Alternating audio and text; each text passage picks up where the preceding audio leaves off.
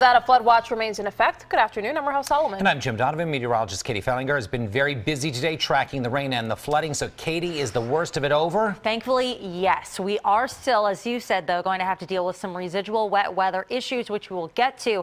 But the flooding, the flash flooding that this had caused really was just tremendous. And because it came with such terrible timing, too.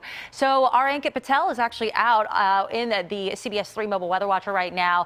And it looks at this point as though things have gotten a lot better, at least. This is in Martin Luther King Drive here, and it looks certainly like it's still a little damp out there, but any kind of major flooding has thankfully, at least in this section, started to subside, and it looks as though the lights are still on blink, so maybe still barricaded up here. Yep, it's barricaded up at the very end, so that looks as though it's the turn on to Montgomery Drive leading right up to the Schuylkill Expressway.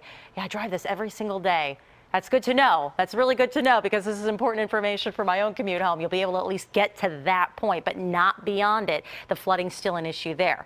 Let's talk more about what is happening out there right now. Very wide zoom on storm scan to show this massive storm system that has affected millions of people, still impacting the Northeast. But the heaviest of that rain, that most widespread swath, that's at least moving off to the Northeast, and even now primarily out of New York City. It's more of a Long Island issue at this point. So back edge of it really starting to recede, but you are still going to encounter residual flash flooding issues out there, just the leftovers of what had already taken place, plus additional showers that could come down, or even a thunderstorm at some point the rest of the day. It's pretty mild out there, that said, but still quite breezy. These are impacts you'll continue to notice for the rest of the day. The wind will continue to whip. Right now it's at 17 miles per hour out of the south at our airport, but for the rest of the day, just be mindful that there could still be some raindrops that fall out there. It's still pretty breezy, and we are mild for now, but eventually that colder air will catch up to us.